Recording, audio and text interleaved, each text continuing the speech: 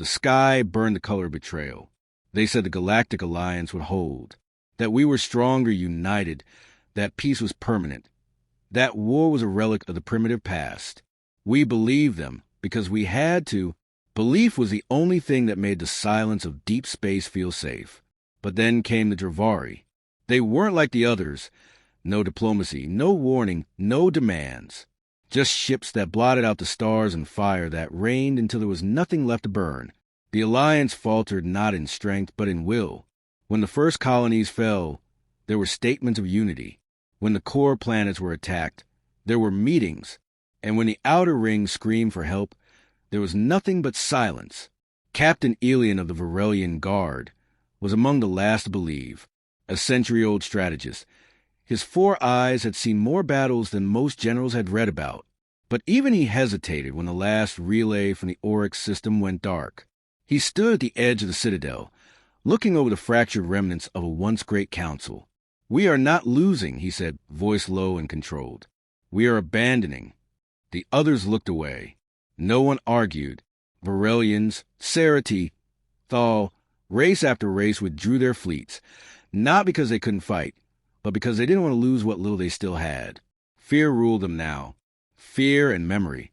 At the refugee station orbiting Voss 9, Commander Eli Mercer wiped dust from the cracked visor of a child's helmet. The kid hadn't made it. Not many did anymore. His team, the last of Earth's exploratory fleet, had stumbled across the station's emergency beacon en route to a defunct mining colony. What they found was horror. Limbs twisted beneath rubble, air filtration choked with ash, and survivors too weak to cry. Eli wasn't supposed to get involved. Earth wasn't part of the Alliance. They had kept their heads down, watched from the galactic fringes as the great powers played politics. But something in those hollow eyes broke the unspoken pact of detachment. "Send the signal," he told his pilot. "Tell them Earth hears them." Back at the Citadel, the plea was broadcast one last time. It wasn't a speech. It was a whisper, raw and fragmented. "Please, if anyone can hear this, we are dying. We are." The signal cut. No one responded, except one. Elian heard the Earth response first. At first, he thought it was a prank, a cruel trick born of desperation. But then came the verification codes, the coordinates, the recorded message from Eli himself. "You asked for help. We're coming. Not because we can win, but because we can't let you lose alone."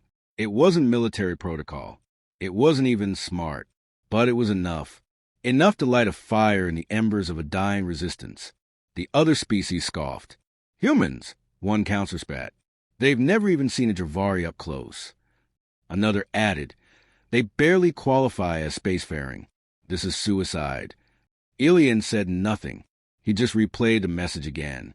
Eli's face, worn and tired, still carried something the others had long since lost: conviction. When the first human ship arrived, it didn't bring firepower. It brought medics, supplies, engineers. They patched hulls and buried the dead. They listened. They wept with strangers. And then, when the Dravari returned, they fought, clumsily at first. Human tactics were unpredictable, reckless even, but effective. They didn't rely on numbers. They relied on each other, on instinct, on sacrifice. Lieutenant May Alvarez became the first human to down a Dravari gunship in personal combat. Her name spread faster than the shockwave of her plasma charge. She smiled through bloodied teeth and said, "Took a few tries." The war changed, not because humanity tipped the scale, but because they gave the dying something they hadn't felt in years: shame, pride, hope. On the battlefield, Elian fought beside Eli. The old captain learned to adapt, to trust, even when his instincts screamed otherwise. He began to see something terrifying in these humans. Not power, but belief. A belief that even when the universe turns its back, you don't. Not if you're still breathing. They held the line at Velan Pass. They retook the mines of Yex. And when the Dravari scorched the last moon of Veraxis, it was May's voice that cut through the static. Her ship crippled her oxygen low. "We're not leaving. Not until it's done." She didn't make it, but the message did. Across abandoned channels, across systems marked lost, The story of humans spread like wildfire in dry grass. Not conquerors, not saviors. Just allies. Flawed, fragile, fierce. And in the dark, the dying began to stir. For the first time in cycles, Elian smiled. A small thing. Barely a twitch of the mouth. But it was enough. The war was far from over. But maybe, just maybe, it wasn't lost. Eli Mercer had never seen a Galactic War Council in person before. It was less impressive than he'd imagined. Less grandeur, more bureaucracy, the kind that gnawed at urgency until only talk remained. He stood among beings twice his height and half his patience, wearing a patched-up field uniform that still smelled of fire and fear. Around him, the air was stale with the unspoken truth. They didn't expect much from humans. Not really, but they were listening. Elian stood beside him, arms clasped behind his back, silent as ever.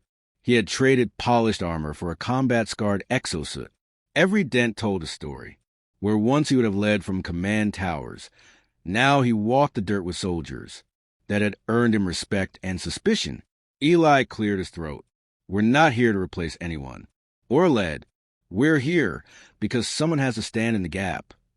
A Cerity delegate shifted in her seat, eyes slitted. And why should you? Earth watched as we burned. We watched because we had no place in your war, Eli replied. But now we do. Because you asked. Because no one else answered. The silence that followed wasn't agreement. But it wasn't resistance either. It was consideration. And that was enough to move forward. Back on the carrier red horizon, Commander May Alvarez ran combat drills in the lower bay. Her voice cracked like lightning as she barked instructions to a mixed unit of humans and Varelians. The translator lagged by half a second, but no one complained. Sweat and focus bonded the squad better than any shared language could. She wasn't the loudest or the strongest, but May had a gravity to her, a stillness that others leaned on when panic set in. She'd lost 2 squads already, vaporized in the orbital strike on Pharaoh's Prime. She hadn't spoken about it since, but she hadn't stopped fighting either. We don't get second chances out there, she told them. Dravari don't negotiate. They erase. You want to live? Learn. You want your squad to live? Adapt. They listened because she had earned it. In orbit over Kyrian 6, the first coordinated joint mission took shape. The planet had once been a trade hub. Now, it was a smoldering graveyard held by a Dravari garrison. The mission was simple. Reclaim what they could, evacuate survivors, and test whether unity was still possible under fire. Eli watched the holographic terrain map flicker between red and blue zones. How many civilians left? Unknown, came the answer. Could be hundreds, could be none. He looked at Elian. Still worth it? The Varelian gave a slow nod. If they are alive, they are ours to protect. If not, the dead still deserve the honor of resistance. The plan was risky. Too many variables, too few reinforcements. But it was action. And action bred hope, even if it bled. On the ground, the strike team moved with brutal efficiency. Human drones provided aerial recon, while Cerity snipers covered the narrow passes. The Thal commandos, towering and relentless, bulldozed through choke points with energy blades, while May and her team advanced under cover of smoke. The Dravari responded with mechanical precision, their ranks nearly mindless, each movement cold and calculated.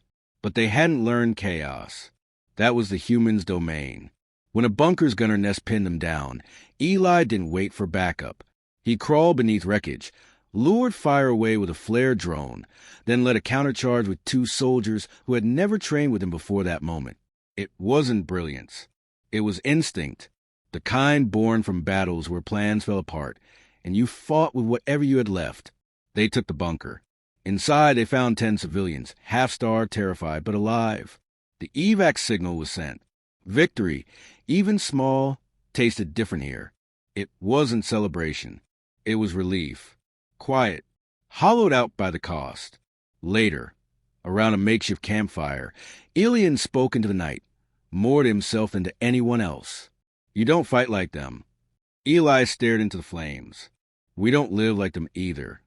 Is that why you came? Eli didn't answer immediately. He thought of the child on Voss 9, of May's silence after Pharaoh's prime, of Earth, watching from its quiet corner of the stars, finally choosing to step forward. "No," he said at last. "We came because if we didn't, we'd be no better than those who left you behind." Trust wasn't built in declarations or treaties. It formed in foxholes, under fire, when lives hung in the balance and choices had to be made. When a Sarati soldier took a hit meant for a human medic. When May stayed behind to cover a retreat, buying 30 seconds that saved 30 lives. When Elian stood between Eli and a Dravari blade, taking a wound that would scar forever. These were not alliances. They were bonds. Word of the mission spread. Other species began to reconsider. Not because humans had superior firepower, but because they had something rarer. Resolve untouched by political weight. Conviction without calculation. For the first time in the campaign, the resistance didn't feel alone. But the Dravari weren't idle. Their next move was already unfolding beyond the nearest gas giant, massing a fleet unlike any before. The reprieve was temporary. The storm was coming. Still, as the red horizon prepared for its next jump, Eli stood on the deck beside May and Elian. Looking into the stars was something fragile but undeniable. Faith, not in victory, but in each other. And for now, that was enough. Smoke curled off the battlefield, like fingers reluctant to let go. The ground still trembled from the last barrage, scorched black and red beneath alien suns. Bodies, some armored, some not, lay where they fell, silence heavy as gravity. Victory here meant only that there was something left to bury. Commander May Alvarez moved through the wreckage like a ghost. Her squad was alive, most of it. She counted faces as they regrouped behind the ridge, eyes bloodshot, armor pitted with shrapnel. No cheers, no relief, just breath, and the knowledge that they hadn't been erased. Lieutenant Dara, a thal with scars across her crest, sat cradling a broken weapon. They knew we'd be here. They knew the terrain. "They always know," May replied, kneeling to check a wounded Sarati. "But they still lost." Dara grunted. "Barely." In orbit, Eli Mercer watched the feed from Red Horizon with a clenched jaw. Every pixel of damage on that screen could be a name. He knew he couldn't be everywhere. That didn't stop the guilt from crawling behind his ribs, coiling like something alive. Elian joined him at the observation deck, his gait uneven from the wound he'd taken weeks ago. The old captain had refused treatment that would sideline him. "You sent them in light," he said quietly. "They volunteered," Eli replied, not looking away from the screen. "All of them. There's courage in that. And cost." The Dravari had changed tactics. No longer pressing in endless waves. They had begun to anticipate, to flank, to bait. It wasn't random adaptation. It was intelligence. Something was learning. Eli didn't say it aloud, but the worry settled behind his eyes. A week later, they were pinned again, this time on the icy world of Kestra, where frozen winds howled louder than plasma fire. The resistance dug into the cliffs while the Dravari swarmed from orbit. The sky fell in metal shards. Ammunition ran low. Rations lower. May's voice came through the comms, calm and sharp. "We hold the pass. No fallback. If they get through here, they reach the shelters." Confirmed, Eli answered from orbit, already rerouting to support dropships. "Reinforcements en route. They won't make it in time." He hesitated. Understood. The line clicked off. She knew what she was doing. She always did. By nightfall, they were down to melee. May led the charge herself, blade in hand, visor cracked, breath visible in the cold. When the last Dravari collapsed under the weight of coordinated strikes, she dropped to her knees. Alive.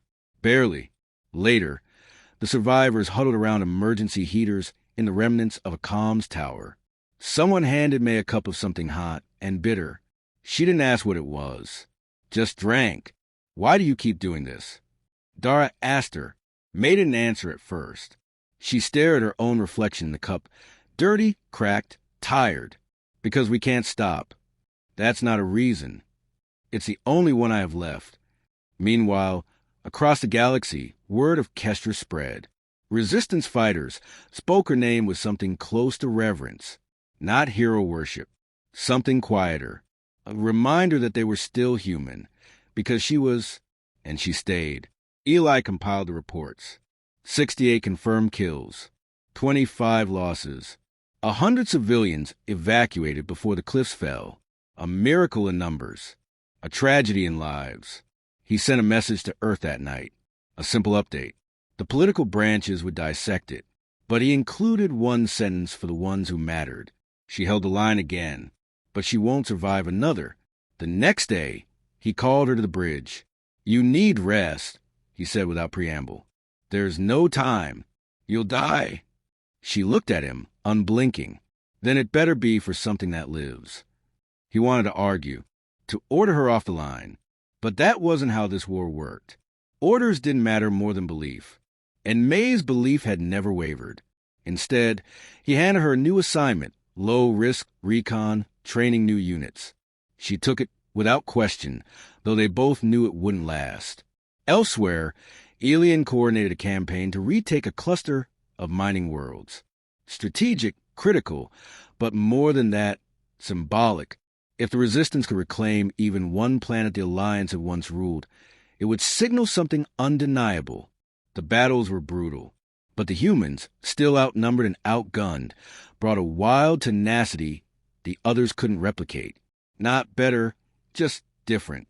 They broke patterns, invented tactics mid-combat, and above all, never backed down. At the end of the month, they raised a new flag over Turks IV, a patchwork banner, sewn from pieces of human cloth and Varelian steel. It didn't represent territory.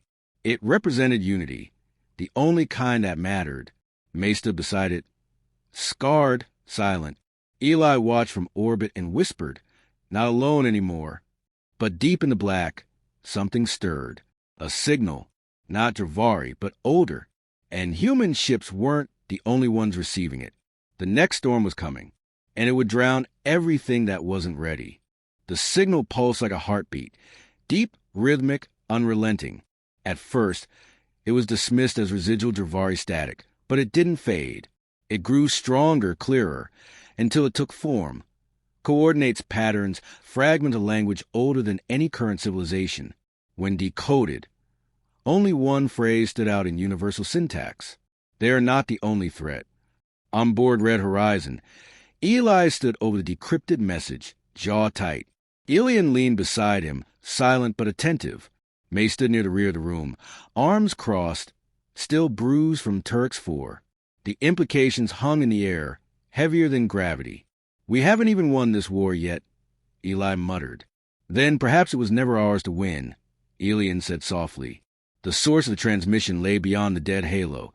A sector so scarred by ancient warfare had been deemed off-limits by the Galactic Accord for centuries. No known species lived there. No one sane ventured near. And yet now, something called to them. Against the advice of half the remaining command structure, Eli approved a recon team. "We need to know if we're facing extinction or something worse." May volunteered without being asked. Of course she did. Elian joined her. Not out of duty, but out of instinct. Whatever was waiting, it was older than the Dravari, deeper than any of them understood. They jumped at 0600 standard galactic time. The silence in the dead halo was deafening. No stars. No beacons. Only wreckage. Drifting, ancient, colossal. Whole cities adrift in vacuum. The bones of long-dead empires. Then came the sound. A low, subharmonic tremor that bypassed comms and entered directly into their skulls. It wasn't language. It was memory. Fear. Regret. The source was a construct, half buried in the remains of a shattered moon. Not Dravari. Not known, yet strangely familiar. May ran scans while Elian stood guard, weapon drawn. Inside the structure, the walls pulsed with dormant energy. Holograms flickered to life. Beings not unlike themselves, fighting the Dravari, but different, primitive, terrified. These recordings, they're from thousands of cycles ago, May whispered. They were at war with them too, Elian said, but they called them something else. The translation rendered it as harvesters. Suddenly, the Dravari made sense, not as a species, but as a function, a creation. They weren't conquerors. They were instruments, weapons left behind by a force long forgotten. Or worse, not forgotten, only waiting. Eli received a burst of May's report as their signal stuttered back to the dead zone. He felt cold seep into his core. This war was never about us, he murmured. We're just the latest in the cycle. Back at the resistance front, the implications ignited tension. Some leaders panicked, retreating into isolation. Others hardened, demanding a shift in strategy. But Eli refused paralysis. We finished what we started, he said. The Dravari aren't invincible. We've proven that. But we can't treat this like a final war. It's just the opening chapter. The resistance solidified into something new. Not an army, not an alliance, but a species-spanning vow. They wouldn't wait to be hunted. They would prepare, learn, advance. Humanity led not because they were strongest, but because they were stubborn enough to believe in impossible survival. May trained new recruits with ruthless clarity. She taught not only how to fight, but why. This war is not about planets, she told them. It's about existence, and we're all in the blast radius. Elian returned to Varelian space, not to resign, but to rally. For the first time in generations, old rivalries fell away. The Varelians pledged their full fleet. Others followed. What was once a trickle of unity became a flood. In time, the construct was sealed behind layers of warning beacons and rotating patrols. No one dared awaken what slumbered below. But everyone knew the truth now. The Dravari were never the worst thing in the galaxy, just the beginning. May stood alone one night, watching stars slide past the viewport of her quarters. Eli entered quietly, holding 2 mugs of steaming tea. You never sleep, he said. I blink too long and I see their faces, she replied. He handed her the mug. That's why they follow you. She didn't smile, but she didn't look away either. You think we'll survive it? The next war? I don't know, Eli said, but I know we won't be alone when it comes. She took a sip. Silence returned. But it was no longer the silence of dread. It was the quiet before the storm. And this time, humanity would be ready,